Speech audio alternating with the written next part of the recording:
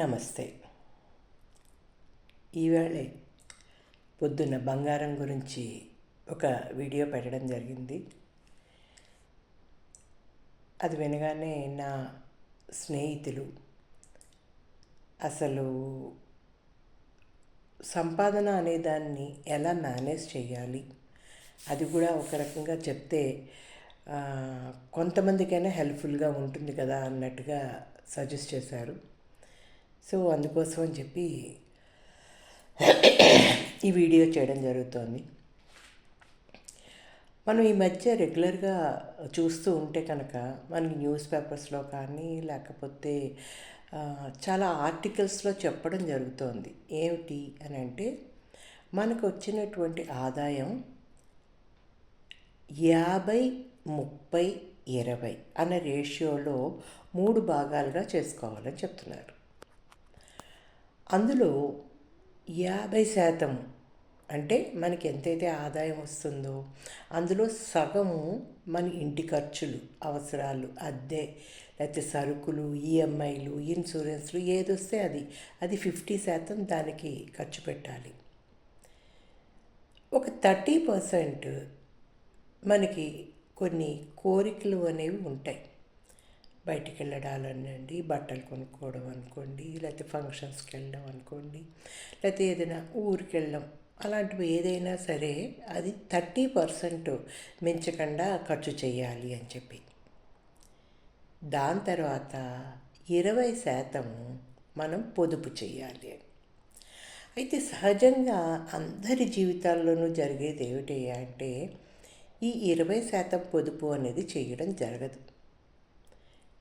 వచ్చిన ఆదాయం ఎక్కువ మొత్తం మనం పిల్లల చదువులకు ఖర్చు పెడతాము. దాని తర్వాత ఇంటద్దెకి ఖర్చు పెట్టడం జరుగుతూ ఉంటుంది. బట్టలకు ఒకటి చాలా ఎక్కువ ఖర్చు పెడుతూ ఉంటాం. అయితే నేను ఒక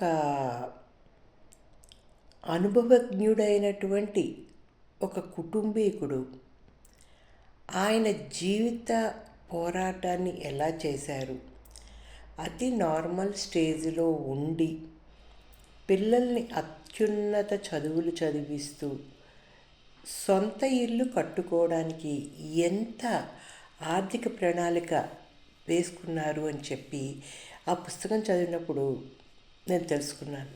అందులో ఆయన చేసిన పని ఏమిటయ్యా అంటే, ఏదైతే ఈ 20% పొదుపు ఉంటుందో ఫస్ట్ ఆయన 20% పొదుపు చేసేశారు. దాన్ని తీసుకెళ్ళి ఇంకా తర్వాత ఏదైతే 80% ఉందో ఈ 80%లో అత్యవసరం అన్నీ చేస్తూ ఈ 30% అంటూ కోరికలకు ఏదైతే అలాట్ చేసిన మనీ ఉంటుందో దానిలో ఫ్లక్చువేషన్ చేశారు. అంటే కోరికల్ని బ్యాలెన్స్ చేశారు. ఈ రకంగా చేయడం వల్ల ఆయన అతి సామాన్య కుటుంబంలో ఉండి కూడా ఆయన అనుకున్నట్టుగా ఒక సొంత ఇల్లు కలని నెరవేర్చుకున్నారు. పిల్లలకి మంచి భవిష్యత్తు వచ్చేలాగా చదువులు చెప్పించగలిగారు. అది నాకు చాలా ఇన్స్పైర్డ్గా అనిపించింది. చాలా ఇన్స్పైర్ అయ్యాను. నేను కూడా చాలా ఇన్స్పైర్ అయ్యి నేను అదే రకంగా నా లైఫ్ స్టైల్ నేను మెయింటైన్ చేశాను. సో ఈ పొదుపు క్యాష్ రూపాయల్లో అయినా పెట్టుకోండి, లేదు ఇప్పుడు బంగారం అని అనడానికి వీలు లేదు, ఎందుకంటే బంగారం చాలా ఖరీదుగా ఉంది కాబట్టి.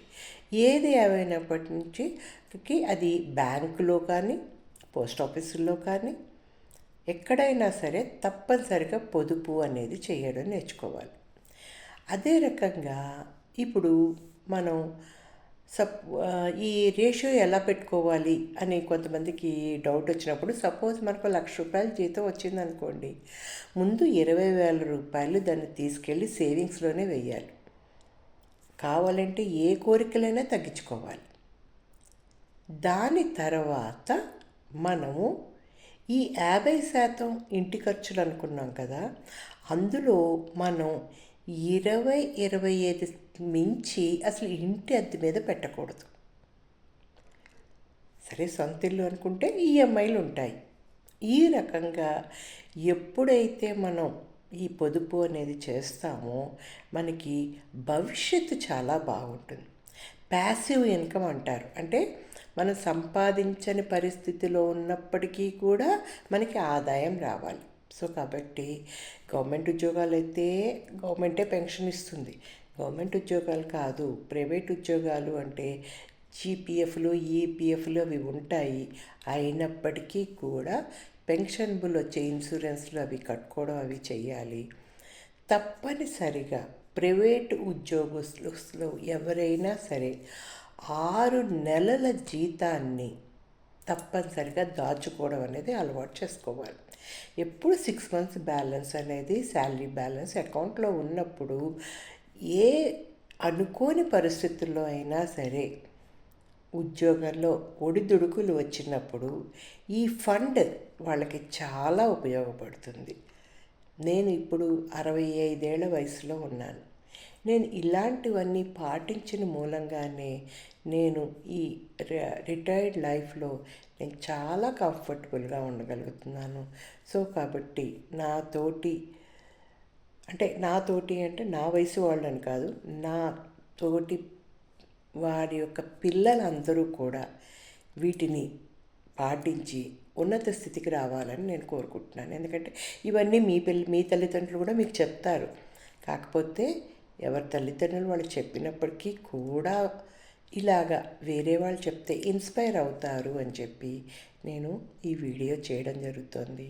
సో కాబట్టి చిన్నతరం వాళ్ళందరూ కూడా మంచి పొదుపు చేసి అభివృద్ధిలోకి రావాలని చెప్పి కోరుకుంటున్నాను.